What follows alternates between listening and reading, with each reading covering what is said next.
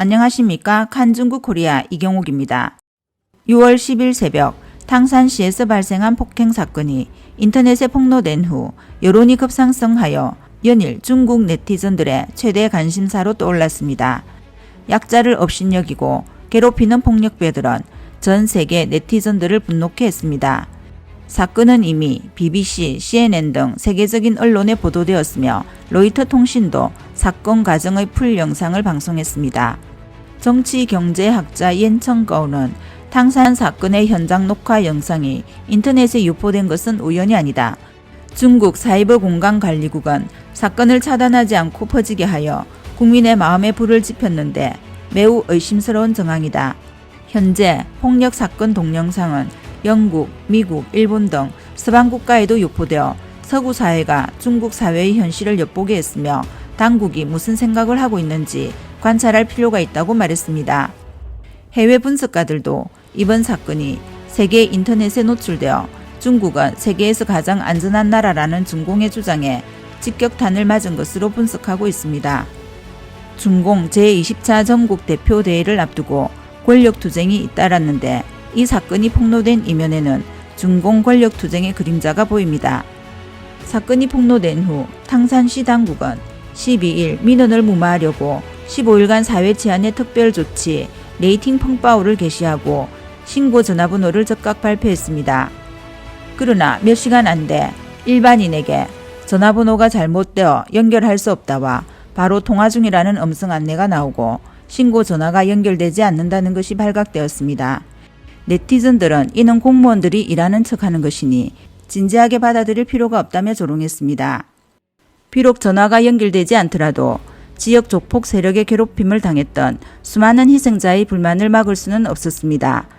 14일 오전 피해 관련 자료를 가진 탕산 시민들이 탕산시 공항국 입구 민원실 앞에 100명 넘게 줄을 섰습니다. 외부 세계는 일반적으로 탕산 구타 사건은 지역 경찰과 조폭 사이의 장기적인 결탁 난상을 반영하고 있다는 것이 중론입니다. 지금까지 희생자 다수의 신고에 경찰의 해결은커녕 탄압으로 이어지고 있습니다. 이번 탕산 구타 사건의 주 용의자 천지쩌를 비롯한 몇 사람은 많은 범죄 기록을 가진 도주범의 신분이지만 그들은 여전히 탕산 거리를 활보하고 있습니다. 또한 네티즌들은 이번 구타 사건에서 마윈치라는 남성은 관리 2세라는 사실을 발견했습니다. 그의 부친은 장수성 성화시 법위원회 서기이자 시당위원회 상무위원 마위안리엔이었습니다. 네티즌은 원래 간청 사람들이었네. 어쩐지 일이 터지자 바로 짱수로 도망가더라며 직격탄을 날렸습니다. 다음 뉴스입니다. 최근 중국 남방에 폭우가 내려 중앙기상청은 중국 65개 하천에 경보 수위를 넘어선 홍수가 발생했다고 경고했습니다. 6월 14일 새벽 푸젠성 쌈밍시 용안시 화이난지 내 한 민가가 무너져 여러 명이 고립됐고 최소 3명이 사망했습니다. 같은 날 광시성 시장강의 수위가 치솟아 올해 중국에서 발생한 제1호 대규모 강하천 홍수로 등재됐습니다. 6월 13일 새벽부터 푸젠 룽엔시 신러구에 또 다른 폭우가 쏟아졌습니다. 신러구는 폭우 적색경보가 내려져 초등학교와 유치원은 긴급 휴업했습니다. 폭우로 인해 신러구의 수위가 경계 수위를 초과하여 도시 곳곳이 침수되고 주민들이 집안에 갇혔습니다. 6월 12일부터 광시, 구이강시에 강한 비가 내려 현지에는 한때 폭우 적색경보가 내려졌습니다. 폭우로 도시 곳곳이 물에 잠겼고 일부 주민들은 고립되었습니다.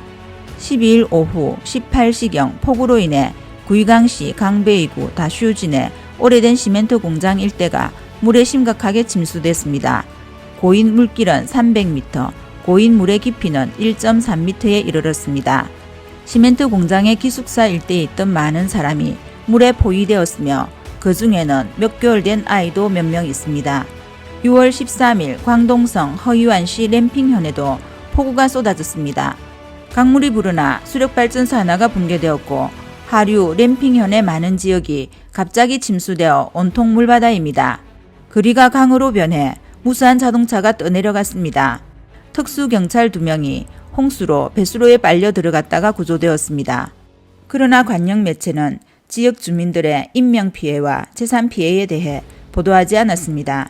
네티즌이 공개한 동영상에 따르면 댐핑현의 수력발전소가 붕괴되고 댐이 무너져 내려 하류의 마을과 농지가 물에 잠겼습니다.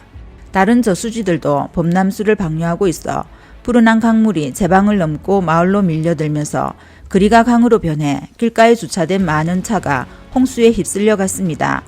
6월 13일부터 14일까지 허이완시에는 비가 내렸고 룽찬현 저수지 또한 홍수로 가득 찬 물을 방류하여 하루의 강물이 갑자기 불어났습니다. 다음 뉴스입니다. 홍콩의 7월 1일이 한 달도 채 남지 않았습니다. 시진핑 중공 국가주석이 홍콩을 방문할 것이라는 징조가 점점 나타나고 있습니다.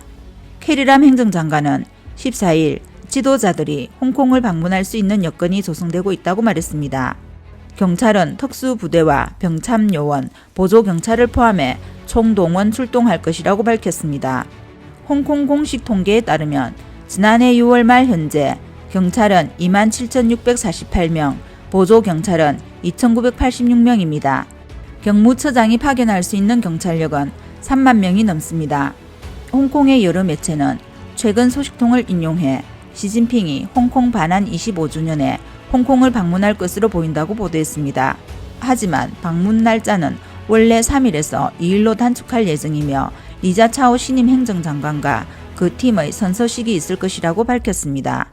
그러나 홍콩 싱타오일보는 6월 10일 홍콩 정부의 고위 관리들이 시진핑의 홍콩 도착 여부를 아직 확인하지 못한 상태이며 주요 고려사항은 코로나19의 전개 양상이라고 보도했습니다. 시진핑이 홍콩을 방문하기로 했다면 파라다이스 호텔이나 그랜드 하얏트 호텔에 머물 수도 있지만 하룻밤 묵지 않고 당일 밤늦게 중국으로 돌아갈 수도 있습니다. 각 언론 보도에 따르면 베이징은 시진핑의 홍콩 방문을 아직 결정하지 않았습니다. 홍콩 정부는 현재 2가지 방면으로 준비하고 있으며 시진핑을 만나는 관리와 각계 인사들에게 최소 일주일간 격리를 요구했습니다.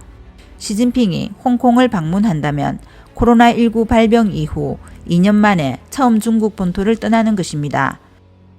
오늘 소식은 여기까지입니다. 구독과 좋아요는 격려입니다. 공유는 나눔의 시작입니다. 감사합니다.